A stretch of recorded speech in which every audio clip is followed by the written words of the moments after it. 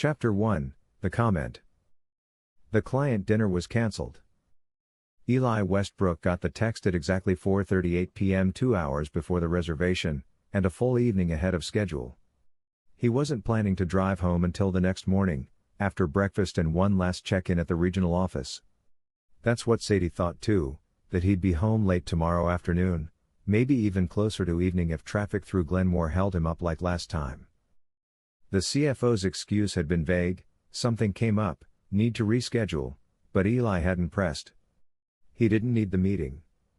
The report was already submitted, and the numbers spoke for themselves.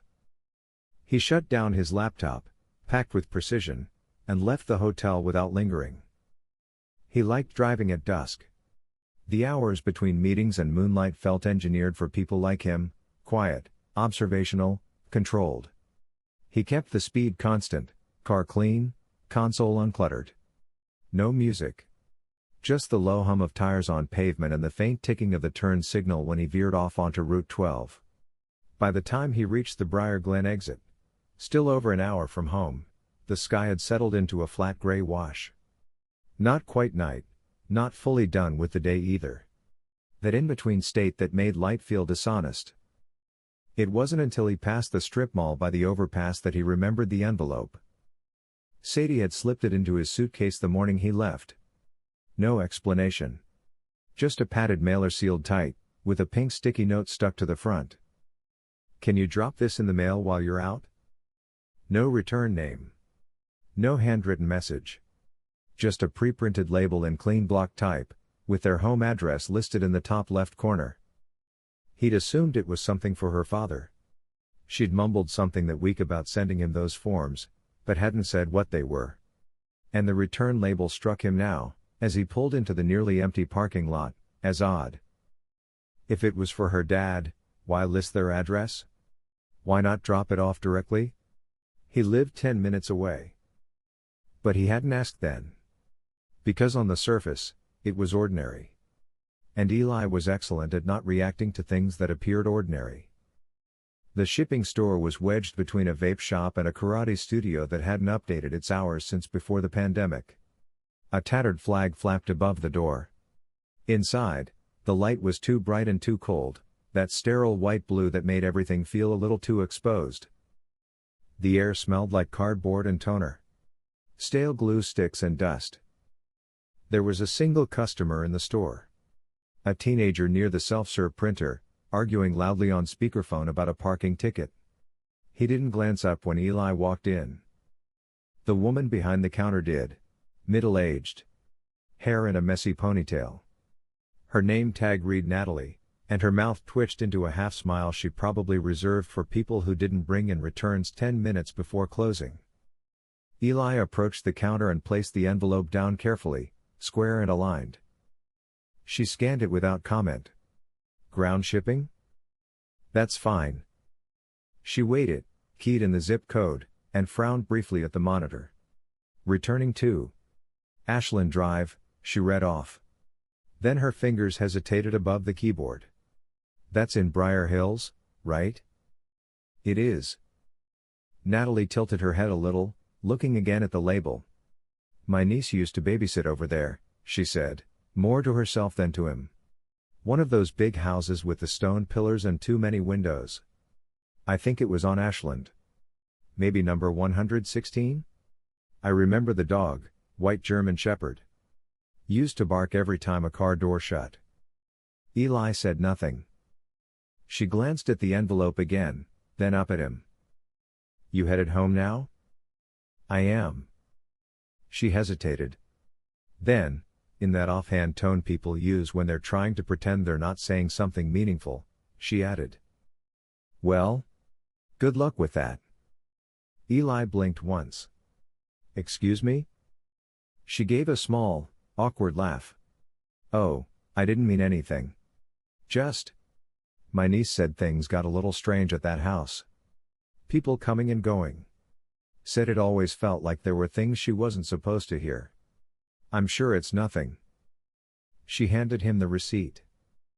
Eli took it, held it for a second longer than necessary, and nodded once. "Have a good evening," he said, voice calm. Controlled. You too, she replied, but there was something tighter behind her smile now.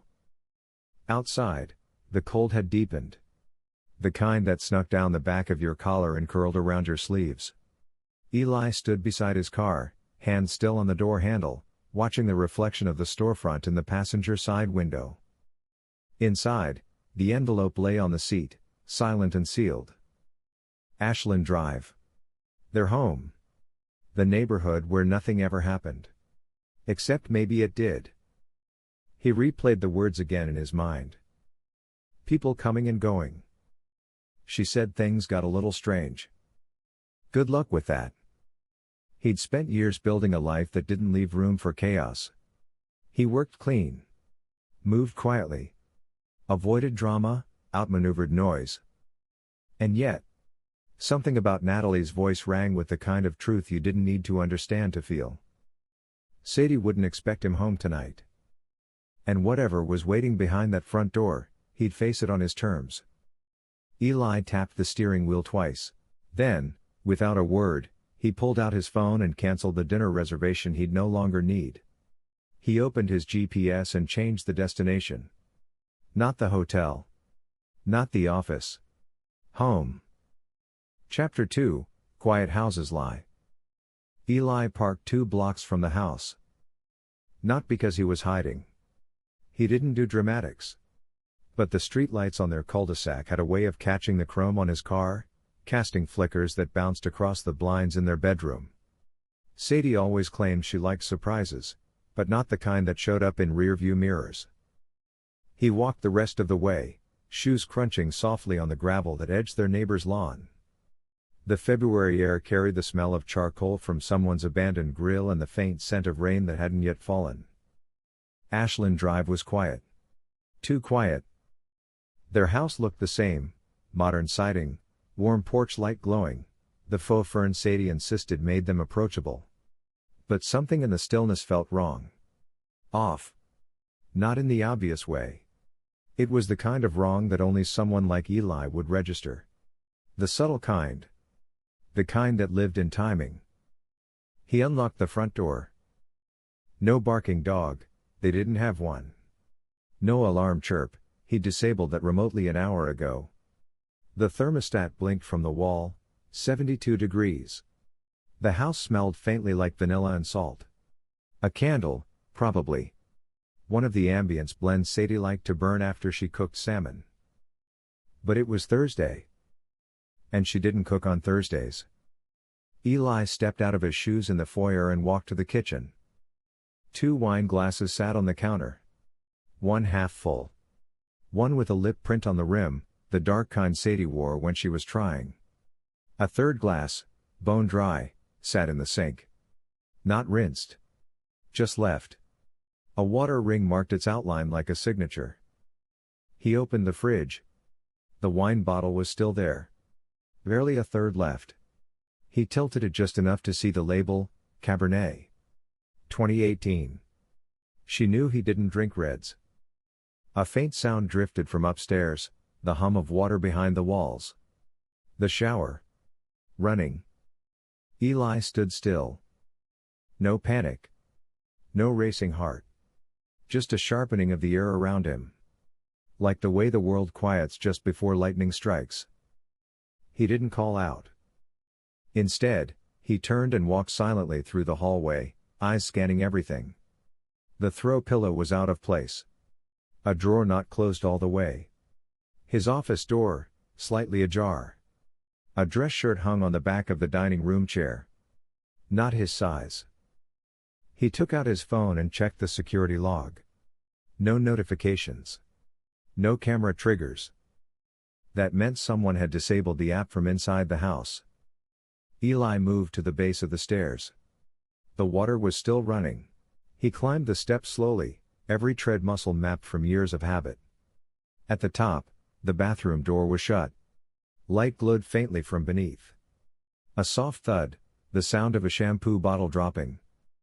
He walked past the door. Didn't pause. Didn't listen. Instead, he entered the guest room.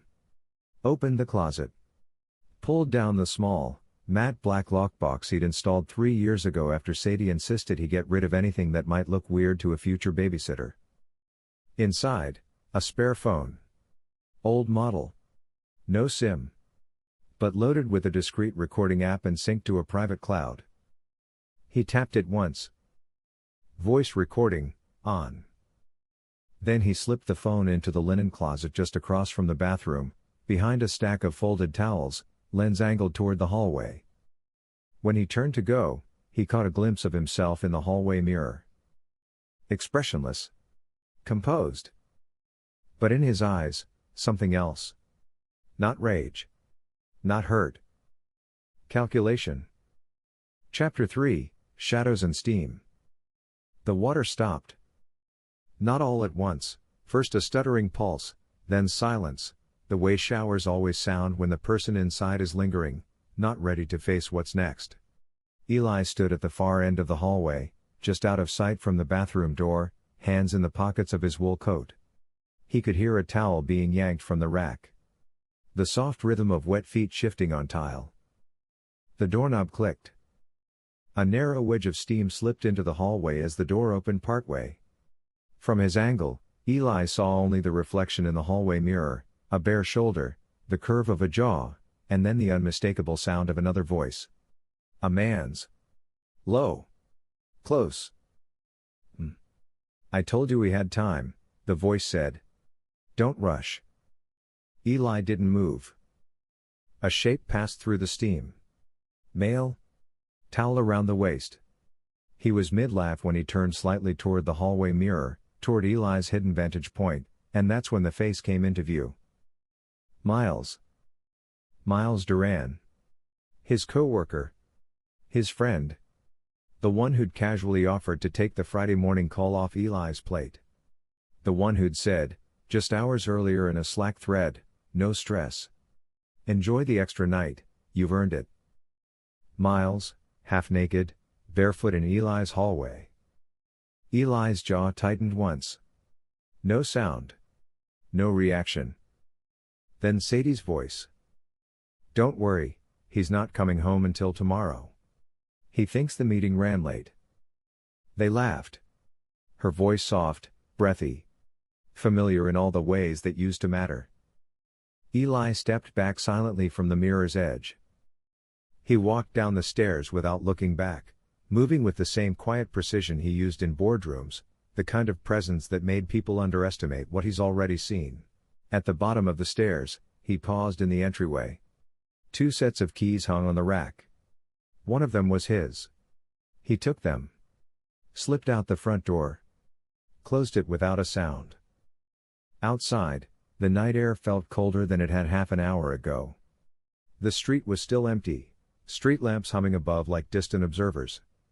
Eli didn't turn around to look at the house. He just walked.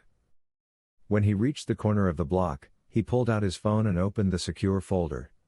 Inside, a set of macros and automations he'd built over the years. One was labeled simply, Redline. He tapped it. The automation ran in the background, disabling every shared login, joint calendars, home network access, and the backup camera account Sadie didn't know existed.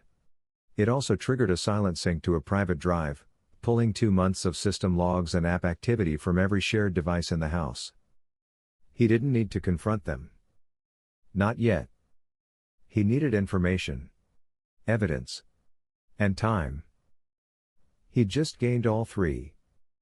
Chapter 4, Midnight Search History. The key still worked.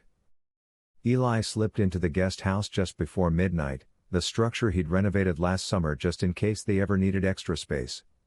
Sadie had insisted it would make a perfect yoga retreat. Eli had made sure it also had a reinforced door, insulated walls, and its own subnet.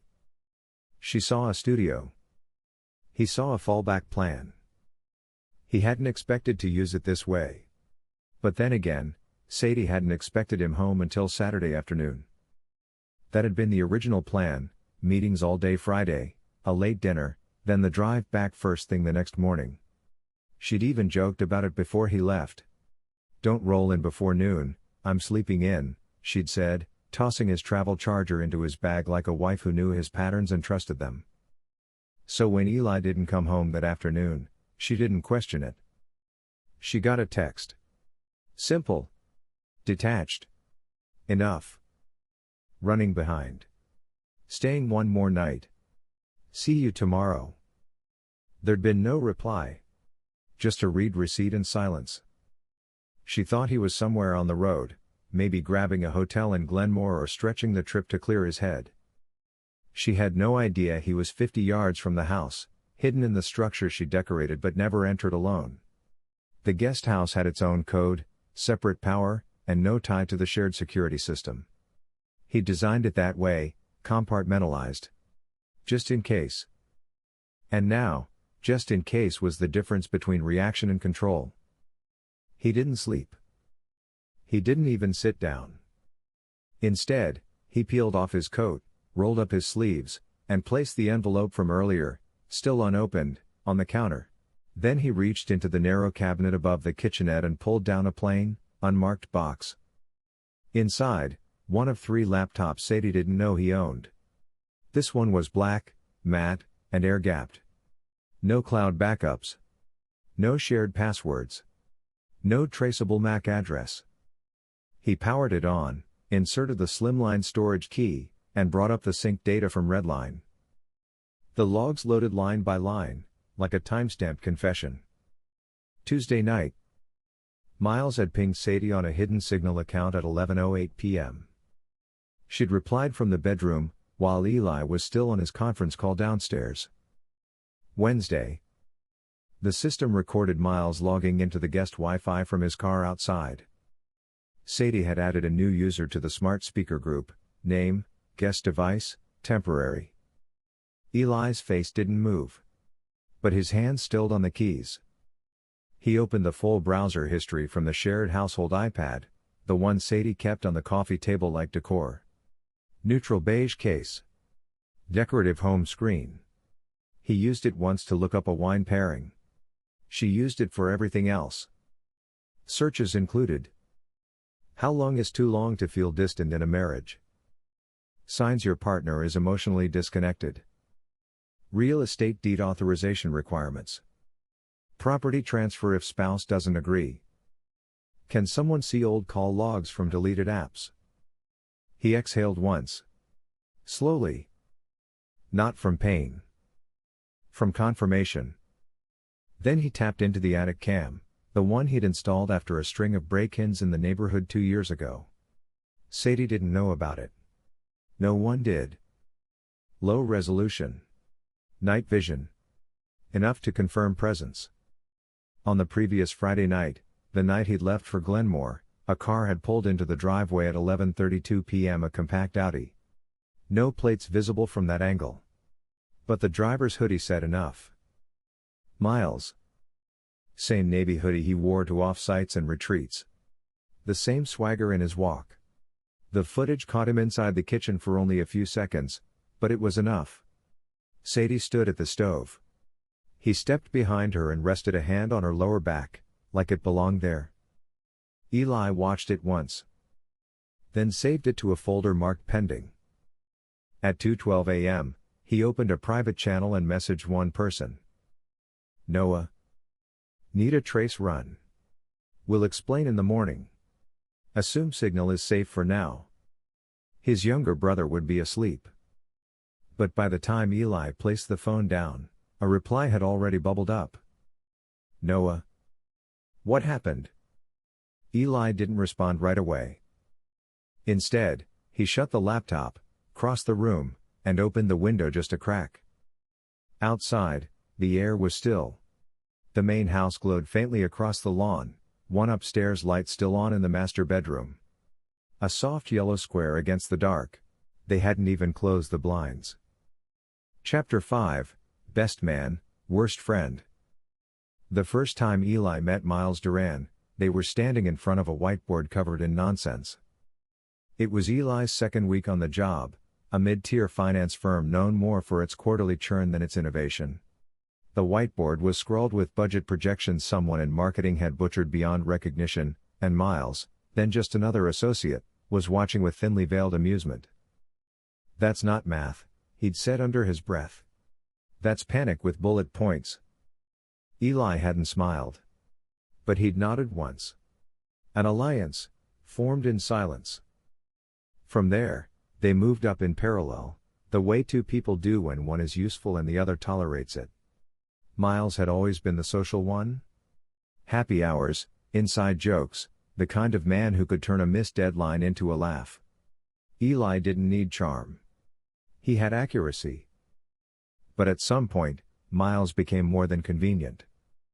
He became consistent. He showed up when Eli's father had a stroke. Handled calls while Eli bounced between hospitals. Sent food when no one asked. Later, he helped Eli plan the engagement, even found the cabin in Asheville where Eli proposed to Sadie. He was Eli's best man. And now? Now he was the shape behind the shower steam. The echo in Eli's hallway. The hand on his wife's back in grainy, night-filtered footage. Same man. Different context. Same confidence. Eli didn't feel rage. He felt precision sharpening. By 8:07 a.m. on Sunday, Eli had already documented 3 key timestamps. Miles accessed the smart lock using a guest code 6 times in the past 2 weeks. Sadie added 2 new calendar blocks, each labeled yoga, timed exactly to Eli's out-of-town trips. One of those yoga entries aligned with the same night Sadie's phone location had gone offline, for exactly 6 hours. Coincidence was for the week. He didn't need motive. He needed leverage. He poured coffee, black, measured, and opened the folder marked pending. Inside was everything he needed to prove Miles had been in the house while Eli was away. But that wasn't enough. He didn't just want betrayal. He wanted intent. Paper trails. Patterns. A digital roadmap of arrogance. Noah texted just after 9. "Noah. Running your trace. You'll want to see this." 2 minutes later. "Noah." Sadie created a private iCloud folder. Accessed it from her work laptop. Guess who else is listed as a shared user? Eli already knew. But he waited for it anyway. "Noah. Miles Duran." By nightfall, Eli had only left the guest house once, to walk a slow, deliberate loop around the backyard, out of frame from the house's kitchen windows. No one noticed. No alarms tripped. It was his property, after all. That evening, he dressed like he always did, pressed shirt, dark trousers, shoes polished even though no one would see them. He walked into his office in the guest house, opened the bottom drawer, and pulled out the small hard drive he kept in a velvet sleeve. The one labeled Horizon.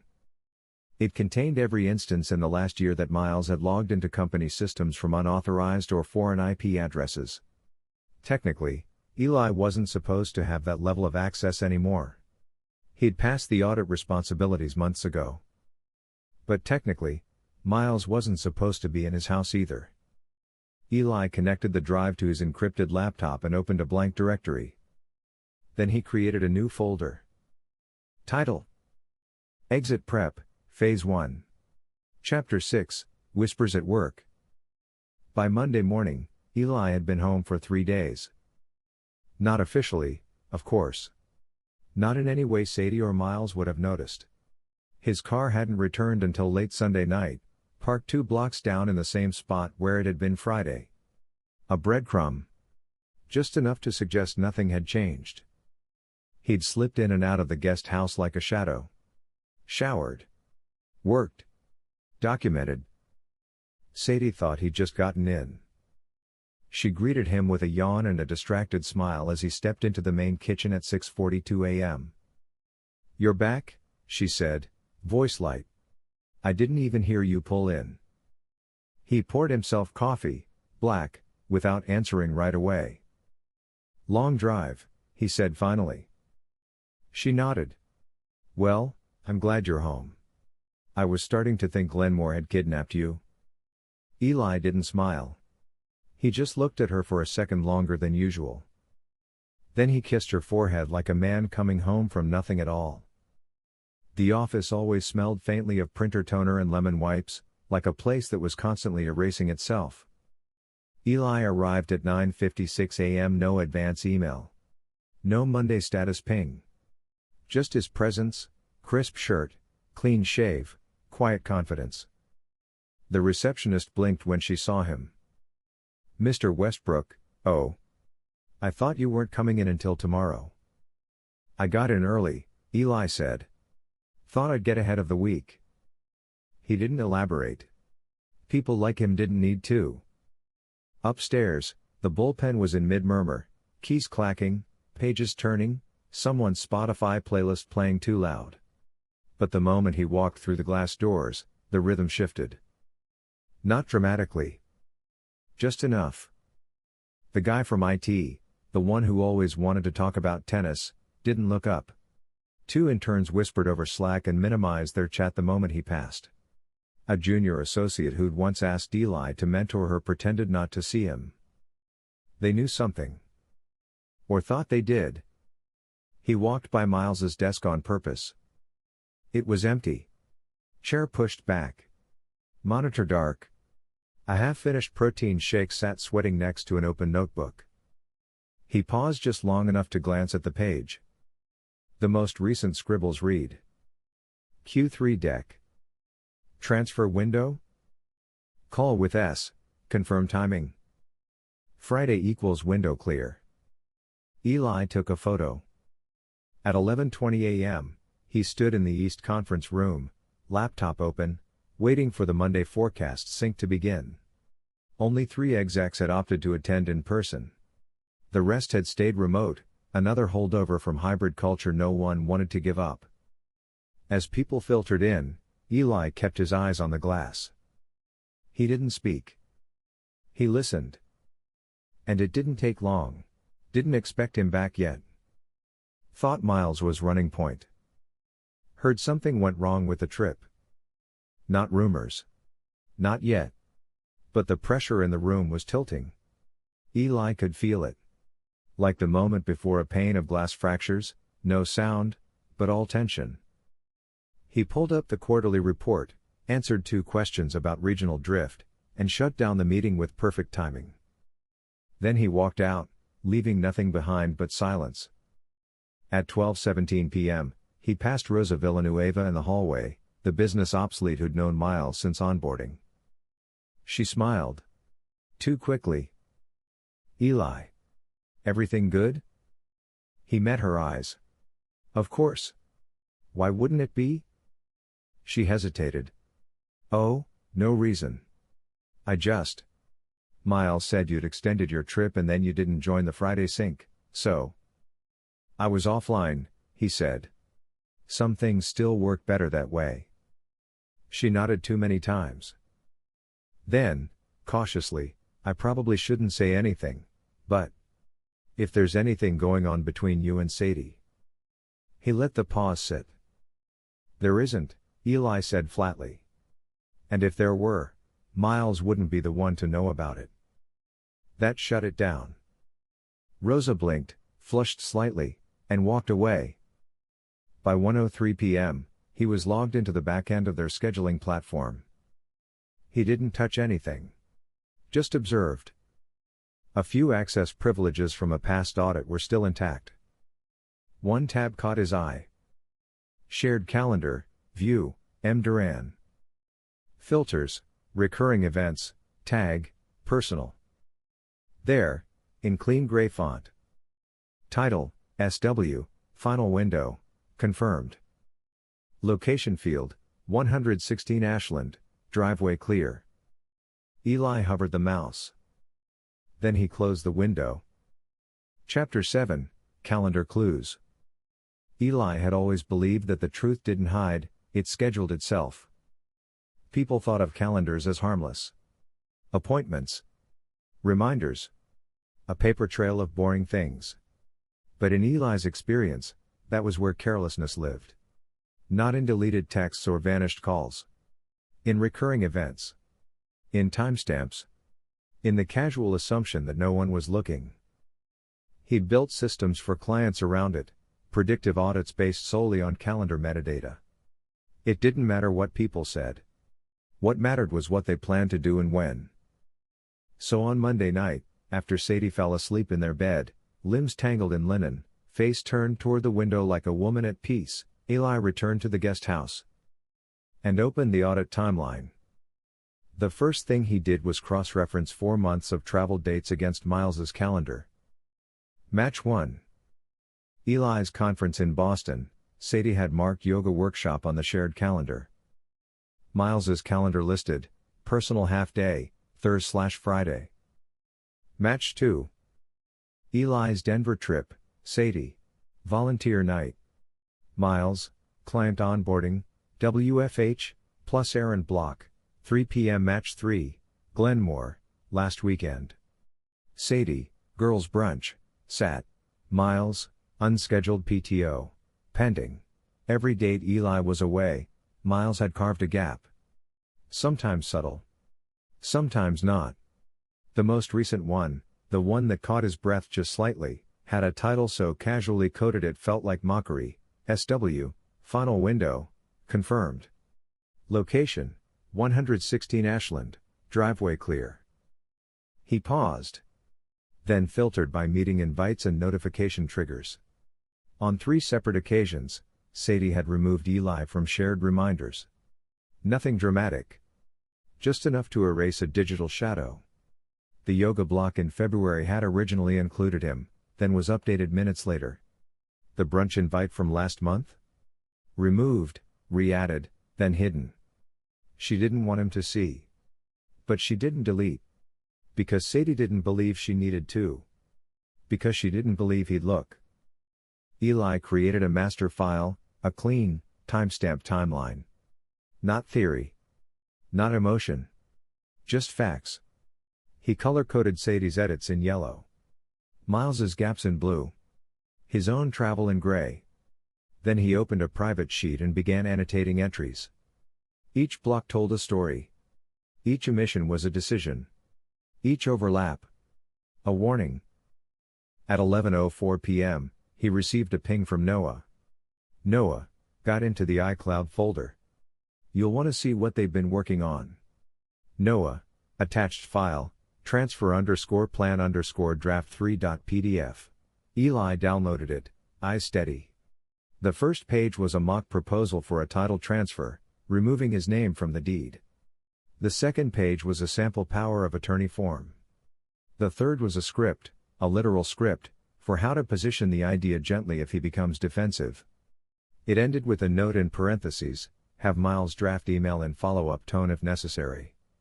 Eli sat still for a long moment. Not because he was shocked. Because it confirmed what he already suspected, they weren't just crossing a line. They had mapped it out. Chapter 8, The Grandfather Clause. The deed had dust on it. Literal dust, faint gray sediment clinging to the edges of the legal folder as Eli pulled it from the fireproof box in the back of the guest house closet. He hadn't looked at it in over a year.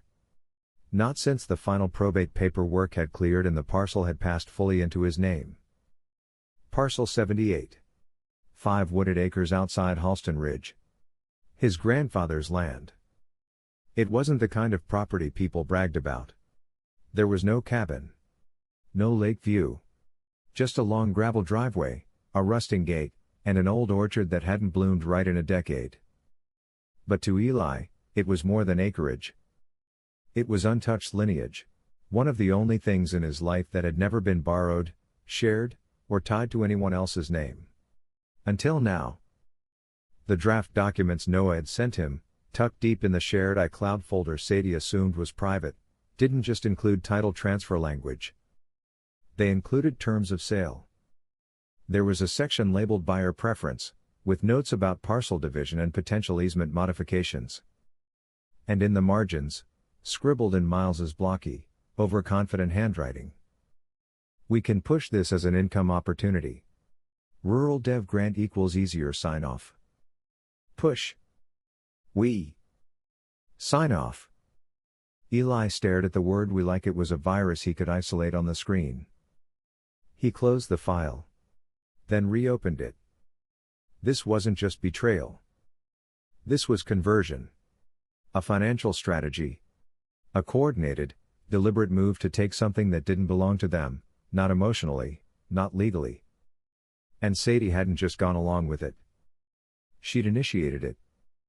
Back in the physical deed folder, tucked behind the notarized title, Eli found what he was looking for, a handwritten letter from his grandfather. Dated the week before his death.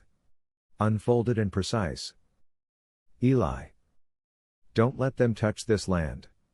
Not even your wife. No one understands what it meant to my father, or to me. But you will. And if the day comes when they try, stop them. There's a copy of the trust in the back. Quiet clause in Section 5. You'll know what to do. C. W. Eli read it twice. Then turned to the trust copy. Section 5 confirmed it. Clause 5.2, should the beneficiary choose to transfer interest to a non-blood party, title is voided and property reverts to an automatic third-party stewardship under trust governance. Translation. If Sadie tried to sell it, the deal would collapse. And if she didn't know about that clause? Even better. At 4:22 p.m., Eli scanned the trust into his laptop. Filed it under a folder labeled Countermeasures. He added a note to the top of the transfer plan draft. Proposed transaction is unenforceable under Private Trust Clause 5.2. Any attempt to proceed may constitute intentional misrepresentation of title rights. He didn't send it. Not yet. He just saved it. Then encrypted it. Then mirrored it onto a remote drive Noah kept under a different name. The next time Sadie came for the land, legally, conversationally, or with the same careful manipulation she'd been weaving for months, he'd be ready. Not to argue. Not to explain. To shut it down.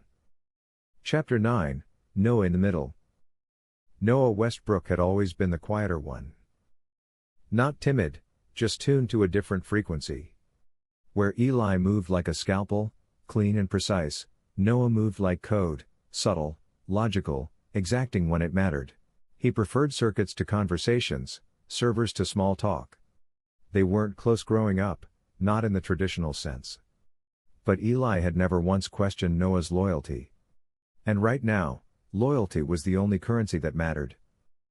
They met at a diner 20 minutes outside town, neutral ground, the kind of place with Formica counters and refill coffee that tasted like it had passed through someone's carburetor. Noah was already there, hoodie up, laptop out, eyes narrowed behind smudged lenses. I mirrored the folder to a private container, he said as Eli sat down. Encrypted. Triple-backed. Eli nodded once. Anything unexpected? Noah tapped a few keys. The screen lit up with a list of file names. One of them was titled, Statement_Draft_Re, Eli, for HR if needed. He clicked it open. It wasn't long, maybe 400 words. It read like a legal memo. Detached. Polished. Framed Eli as increasingly unstable and professionally obstructive. It claimed he'd been showing signs of paranoia and controlling behavior, especially regarding sensitive family assets. It ended with a quiet dagger. While no physical threats have been made, I felt it was necessary to document this pattern in case further escalation occurs. Eli stared at the screen. Noah didn't speak for a while. Then. She wrote it 2 weeks ago. Saved it but didn't send. Miles reviewed the draft and left comments. One of them was literally, too soft, needs more emotional detail. Eli's expression didn't shift. Emotional detail, he echoed. Yeah. Like they're trying to build a soft alibi in case things go sideways. He closed the file. They weren't just stealing, Eli said quietly. They were preparing a fallback narrative. Noah leaned back. I don't think she planned to blindside you all at once. I think it was supposed to be slow. Paper cuts. Undercut your reputation, shift control of the land, push the narrative that you were the problem, until it stuck. And then? And then she'd help you step back. For your own good, of course. Eli didn't respond. He just stared out the diner window as a semi rolled past in the distance, the hum of tired fluorescent lights above them sounding louder in the silence. Finally, he spoke. Can you build me a backup environment? Off-grid. Full packet inspection. I want to track every key move they make from here forward. Noah nodded. I'll need a burner laptop, Eli added. Something she hasn't seen. And I want access to that shared folder mirrored in real time. You already have it. Eli looked at his brother. Thank you. Noah shrugged. You taught me to build armor. You just never said who we'd need it for. Chapter 10, The Backup Files. The burner laptop looked like nothing. Black plastic. No stickers.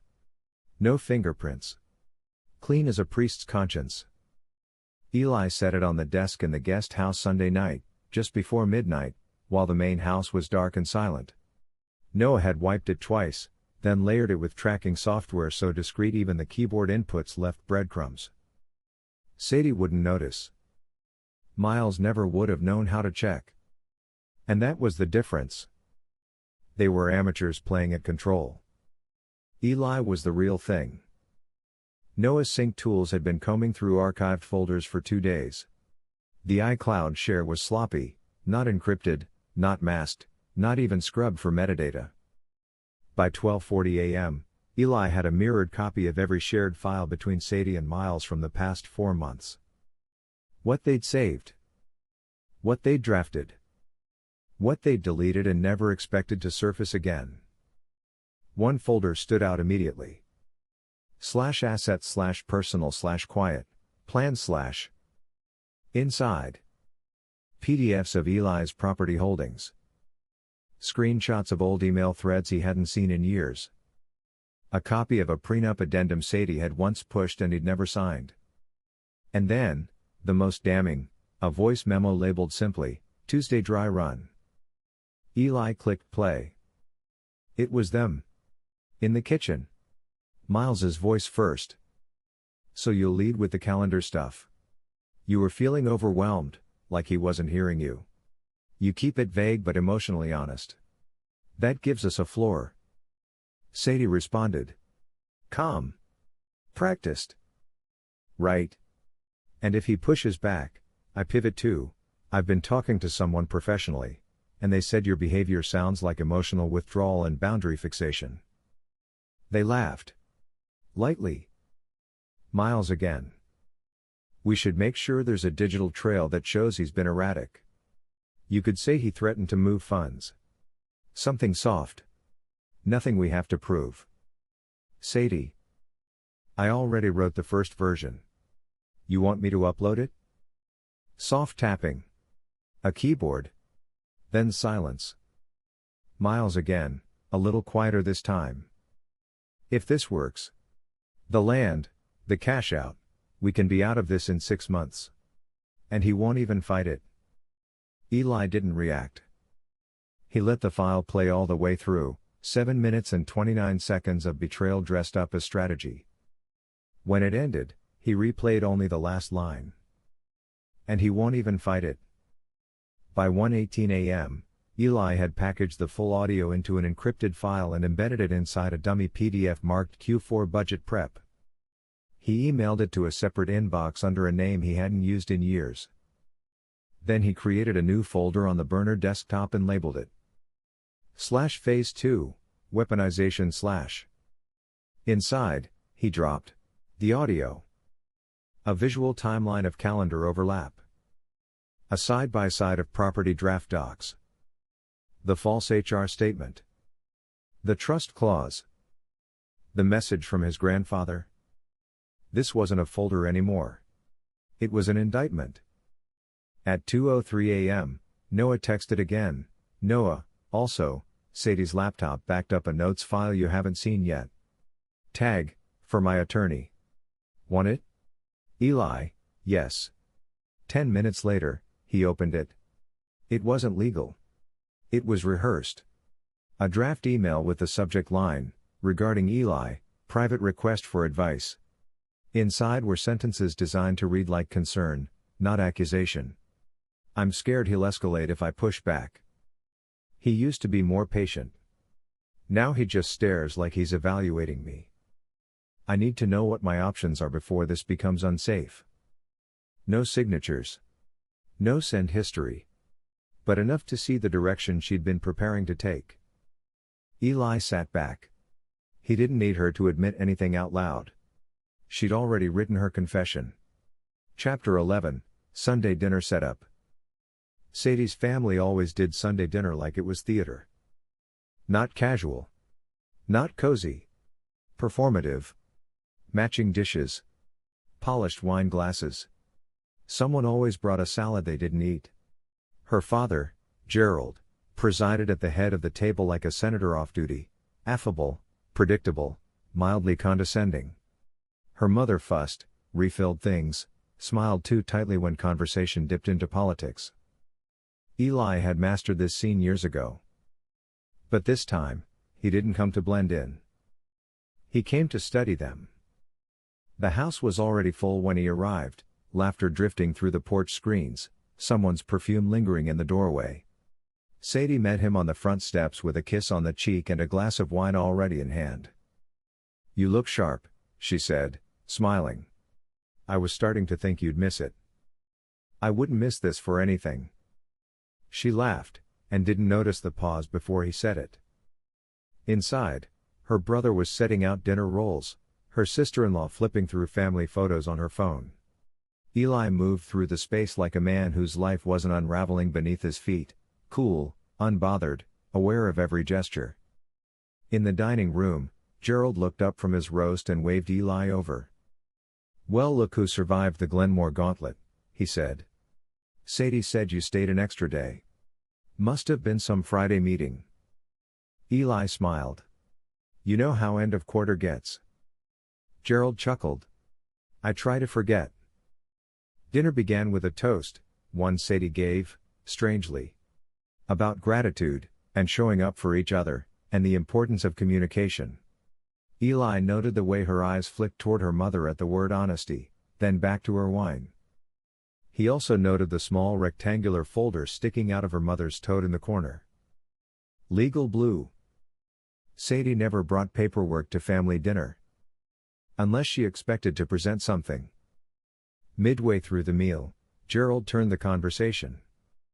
"So," he said, dabbing his mouth with a cloth napkin, "Sadie mentioned you've been thinking more seriously about the Ridge property. Your grandfather's land?" Eli looked up. "I have," he said smoothly. Gerald leaned forward, steepling his fingers. "Well, we've all been chatting, informally, of course, and there might be an opportunity to consider. Sadie said you'd softened a bit on the idea of selling." Eli tilted his head slightly. "Did she?" Sadie's mother jumped in, too quickly. "Nothing's set in stone," she said. "We just think it could be a real blessing. For the family. Especially if it helped you two take the next step. Bigger home. Children, maybe." Eli nodded. "Once." Then turned to Sadie. "You've been discussing that with them?" She gave a practiced laugh. "Just talking. I mean, you said before you weren't interested, so I didn't want to pressure you. But when the opportunity came up, I thought that I'd changed my mind without telling you." The table quieted. Sadie recovered fast. "Only if it felt right to you. I wasn't going to move forward without you." Lies, Eli thought. But they rolled off her tongue like water. He set down his fork gently. "I appreciate the concern," he said. "But the land's not for sale." Sadie hesitated. "I know, I just..." "It's not for discussion either." Her mother raised her eyebrows. Gerald cleared his throat. "Eli, no one's pushing. But if you're not even open to hearing the details..." "There are no details," Eli said calmly. "Because the deed includes a clause that nullifies any transfer to a non-blood party. It would render any transaction void, no matter how creative the structuring. The room went still. Sadie stared at him. He didn't break eye contact. You read the trust, didn't you? He asked. Of course. But I didn't memorize all the legalese. Interesting. Because there's a very specific clause. Section 5.2. My grandfather wrote it by hand before he died. He turned to Gerald. I can send you a copy, if you like. Gerald sat back, visibly recalculating. Later, after dessert had been cleared and awkward silences had stretched into small talk, Sadie pulled him aside on the porch. What the hell was that? Eli looked out over the lawn. A boundary, he said. One you were never supposed to cross. She folded her arms. You blindsided me. No, he said. You assumed I wouldn't check. He turned and walked back inside before she could say anything else. Chapter 12, The Trigger Letter. Eli didn't leave a note. He left a paper trail. It arrived Monday morning at 10:14 a.m., hand-delivered to the front desk of Sadie's office building. Plain white envelope. No return address. Inside, a single-page letter, notarized and date-stamped. Subject, intent to revoke shared authorization for jointly held property decisions. The language was clinical. Non-confrontational. But precise. Effective immediately, I am revoking any prior verbal or assumed agreement regarding co-managed asset oversight, deed-level decision-making, or third-party representation of my legal or financial interests by Sadie Westbrook. All associated documentation is subject to independent review. This is a proactive legal boundary, not a conflict escalation. I trust this will be respected as such. There was no signature flourish. Just his name, in block type. Eli Charles Westbrook. By 10:48 a.m., Sadie had read it. By 11:02, her mother had called her, voicemail only. At 11:19, Gerald texted Eli directly, "Are you sure this is necessary?" Eli didn't reply. He simply archived the message and flagged it for documentation. By noon, the ripple had reached Miles. He was less subtle. Miles, text, didn't realize we were lawyering up already. You okay? Eli stared at the message. Let it sit. Then replied with 2 words. Doing fine. And nothing else. That afternoon, Sadie came home early. He was already at the kitchen island, laptop open, reading. She walked in with too much energy. Keys on the counter. A bag from the grocery store she hadn't needed. You working from here today? She asked, forcing normal. He didn't look up. For now. Anything I should know about? She asked, pulling out a bottle of wine she hadn't chilled. You got my letter, he said. A pause. I did. Another pause. And? I'm just wondering why it needed to be notarized. Eli met her eyes. To avoid confusion. She let out a short laugh, not amused. That's it? No warning? No conversation? I didn't think conversation was your preferred method. She flinched at that. Then quickly covered it. I just think if something's bothering you, we should be able to talk about it like adults. Not escalate things through paperwork. I agree, Eli said. But you've already drafted a statement about my emotional volatility. So it seemed safer this way. That stopped her. Flat-footed. For the first time in days, she didn't have a line ready. She turned away, busying herself with groceries that didn't need sorting. How long have you been planning this? She asked finally. Which part? Her hands froze above the drawer. Eli closed his laptop and stood, slow and measured. I'm not planning anything, Sadie, he said. I'm just adjusting to new information. He walked out of the kitchen without waiting for her reply. Chapter 13, Miles loses it. Eli didn't send the audio file. He leaked it. A stripped-down version. Just under 2 minutes. Edited to preserve tone, but reveal motive. No metadata. No names. Just enough to suggest strategy. Collusion. Manipulation. He sent it anonymously to a mid-tier HR consultant who followed Sadie's firm on LinkedIn. Someone who blogged often. Posted about toxic emotional labor and patterns of quiet coercion in high-earning marriages. The subject line was simple. This might interest your audience. The file uploaded at 8:17 a.m. By 8:54, it was trending in a private Slack for workplace equity advocates. By 9:20, the audio had been downloaded over 70 times. No one could trace it to Eli. But anyone with ears could hear what it was. By 10:06 a.m., Miles Duran was in a panic. He texted Sadie twice. Miles, did you post that file? Someone's circulating it.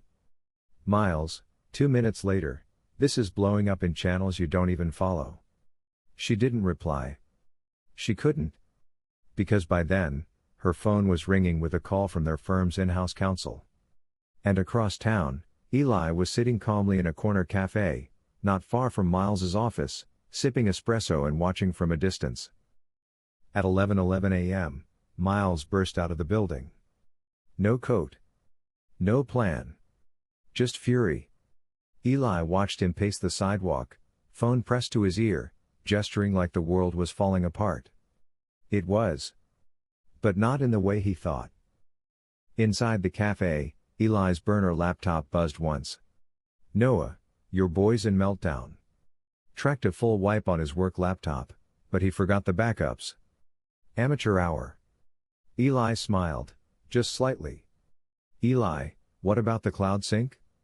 Noah, already cloned. Call it insurance. At 11:30, Miles finally did what Eli had been waiting for. He called him. Direct. No hesitation. Just panic. Eli let it ring once. Twice. Then answered, cool and measured. Westbrook. Miles didn't bother with pleasantries. What the hell is going on? I imagine that's a question you're getting asked a lot today. You think this is funny? No, Eli said. I think it's predictable. Miles's voice dropped. You're bluffing. You don't have anything real. That file could have been from anyone. You're right, Eli said. It could have. Silence. Then Eli added, but I'm not the one panicking outside my office. Miles exhaled sharply through his nose. This doesn't end well for you. Eli took a sip of his coffee. Calm. Unbothered. I think it already ended for you. You just didn't hear the door close. And with that, he ended the call. Chapter 14, The Silent Visit. Sadie didn't hear him come in. Eli stood just inside the doorway of the main house, the key still warm in his palm. She was on the couch in the living room, blanket over her knees like a shield, face lit by the flicker of a muted true crime doc. Half watched. Half forgotten. He didn't say a word. Just stepped forward, unhurried, his coat still buttoned, his expression unreadable. Sadie jumped slightly when she saw him. Jesus, Eli. What are you? Where's the blue folder? She blinked. What? The one your mother pulled out at dinner. Legal blue. Bottom of her tote. Her mouth parted, but no words came. Eli tilted his head. You brought documentation on how to sell land you don't own. I'd like to see how far it got. It wasn't anything formal, she said quickly. Just ideas. Projections, maybe, he said calmly. Drafts. Early legal phrasing. A soft start, just in case I didn't notice. She stood up fast. Blanket slipping to the floor. I haven't done anything wrong. No, Eli said. You've just been thorough. She took a step toward him. If you just talked to me instead of spying. I didn't spy, he interrupted. I preserved. He moved forward, closer. The room felt colder. You spent months planning how to separate me from my assets, my reputation, And my name. You don't get to call that marriage maintenance. I was scared, she said. Eli's silence invited her to elaborate. She tried. You've been so distant lately, like you were already half gone. I didn't know where we stood, and I panicked. I wanted a plan in case everything. Everything what? He asked, voice low. In case I noticed? She looked down. I didn't send that file, she said finally.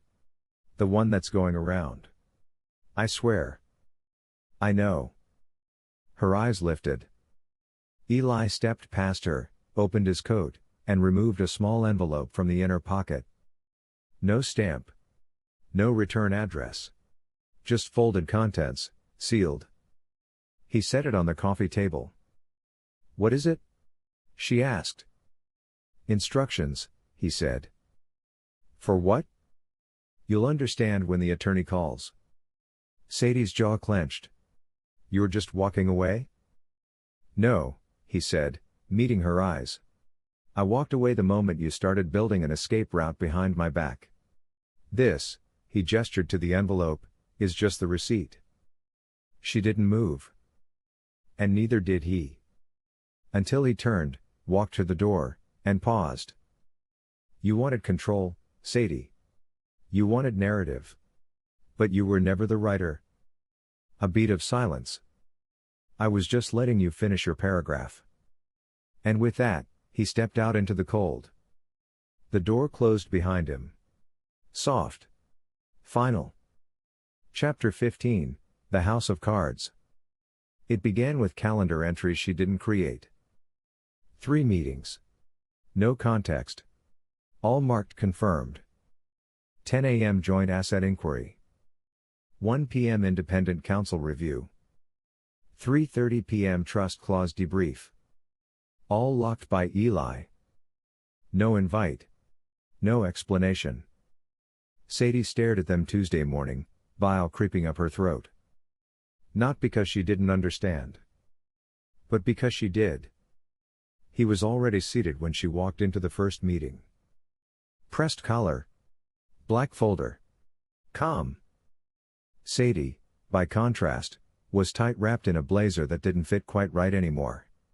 Her expression strained between outrage and poise. Really? She said, not sitting.